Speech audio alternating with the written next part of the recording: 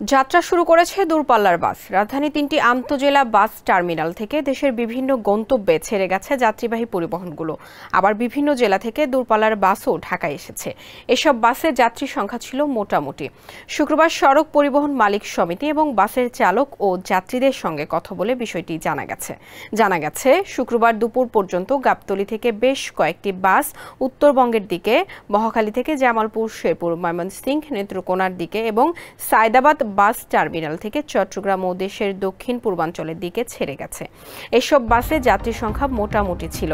যাত্রীরা জানিয়েছেন, কারফিউর সময় জরুরি কাজ ছাড়া কেউ দূরপাল্লায় যাতায়াত করছেন না। নিরাপত্তার স্বার্থে সাবধানে আছেন তারা। ওয়ালটন ফ্যানের অ্যারোডাইনামিক ব্লেড ঘরের কোনায় কোনায় ঠান্ডা বাতাস ছড়িয়ে হাওয়া বদলে নেয়। রংপুর থেকে ঢাকায় আসা যাত্রী সমাপ্তি খাতুন বলেন, গত সপ্তাহে একটি কাজে ঢাকা এসেছিলেন, কিন্তু কারফিউর কারণে এতদিন বাড়ি যেতে পারেননি। আজ রংপুর যাচ্ছেন।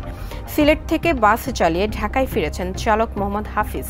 তিনি বলেন, রাস্তায় তেমন কোনো সমস্যা নেই, ভালোভাবে আসা গেছে, তবে যাত্রীর সংখ্যা কম। জরুরি দরকার ছাড়া কেউ তেমন চলাচল করছেন না। বাংলাদেশ সড়ক পরিবহন মালিক সমিতির যুগ্ম সাধারণ সম্পাদক সামদানি খন্দকার গণমাধ্যমকে বলেন, কারফিউ শিথিলের সময়ের উপর নির্ভর করে গাড়িগুলো দূরপাল্লার উদ্দেশ্যে ছেড়ে গেছে। সময়ের সঙ্গে সমন্বয় করে গাড়ি ছাড়া হচ্ছে। এর আগে বৃহস্পতিবার রাতে ধানমন্ডির বাসায় সংবাদ সম্মেলনে স্বরাষ্ট্রমন্ত্রী আসাদুজ্জামান খান কামাল জানান, শুক্রবার ও শনিবার সকাল ৮টা থেকে বিকেল ৫টা পর্যন্ত কারফিউ বহাল থাকবে। নাশকতার সঙ্গে জড়িত সবাই গ্রেপ্তার হওয়ার আগ পর্যন্ত আইন শৃঙ্খলা বাহিনী অভিযান চলবে বলেও জানান তিনি।